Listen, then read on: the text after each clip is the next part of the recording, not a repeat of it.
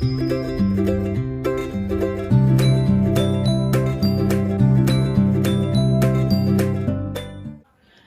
guys, so ngayon gagawa tayo ng chicken macaroni salad. So narito ang ating mga ingredients. So of course, mayroon tayong macaroni. It's already boiled. Chicken na pinakuluan ko na rin. Then cheese, carrots, onion, pineapple, raisins, ham, and the pickles, and of course, the mayonnaise. So, unang gagawin ko is imimix natin yung ating chicken. And then, ang ating ham. So, imimix lang natin. So, gagamit ako ng 2 spoon para ma-mix natin ng maigi. Okay. Medyo mainit-init pa yung aking macaroni. But ilalagay ko na ang ating mayonnaise. Kailangan maraming mayo para mas malinamnam ang ating macaroni salad. So, tingnan natin. Then mag-a-add na lang tayo if kulang. And of course, kasi dadalhin ko rin ito sa aking sister. Kasi nagtapos siya ng pagkain Pilipino. So, at alam kong paborito niya rin itong chicken macaroni. Ayan, so kulang pa. Dagdagan natin. Kasi gusto kong marami siyang mayonnaise.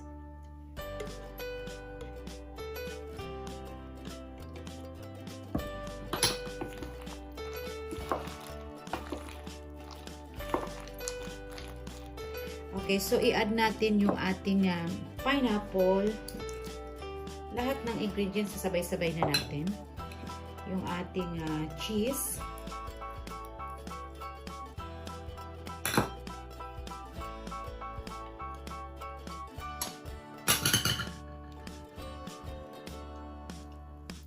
Ito'y optional lang kung gusto nyo ng may onion. Nasa sa inyo yan.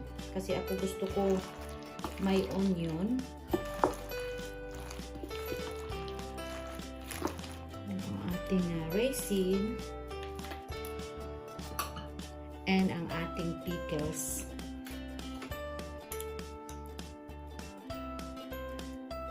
Siguro 3 spoon lang. Kasi meron na tayong pineapple. Okay, dagdagan natin. Mag-a-add din ako dito ng sugar and little salt. Ayoko nang masyadong matamis. So, tatansyahin lang natin ang tamis at ang alat.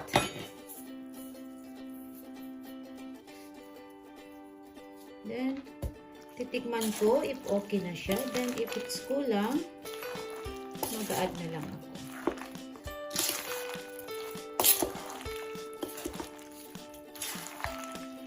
Napakasarap nito. Super.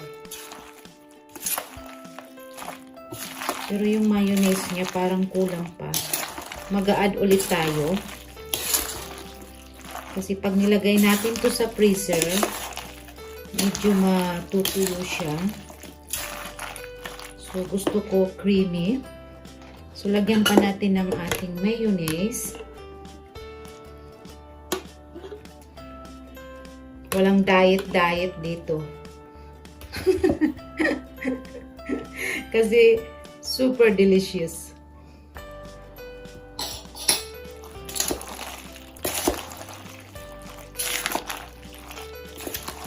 Ayan. I think it's enough the mayo. Ayan. Medyo creamy na siya. Kasi mas malinamnam at napakasarap pag maraming mayonnaise.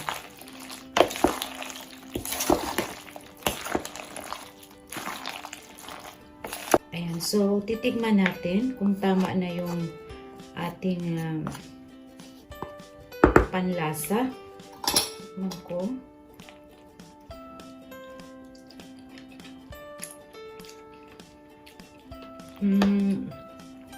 Dagdagan natin ng konting sugar.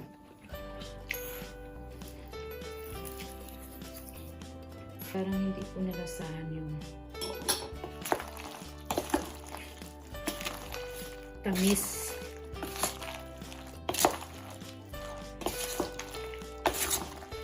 Halo lang kayo ng halo para ma-mix lahat ng ingredients.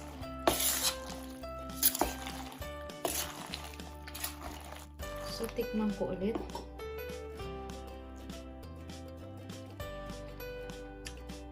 Oh, yan. Perfect. Ganitong lasa ang gusto ko. So, I think enough. So, ilalagay ko ito sa fridge para masarap pag malamig. And then, bigay ko ito sa aking sister. After,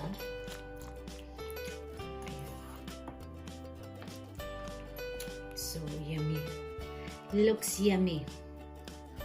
Okay. Ayan guys, so ready na ang ating chicken macaroni salad. So, ipipress lang natin ito kasi masarap siya kainin pag malamig. So, ayan. So, I hope nagustuhan nyo ang ating recipe for macaroni salad. So, thank you guys for watching and I will see you in the next video. Thank you. Bye.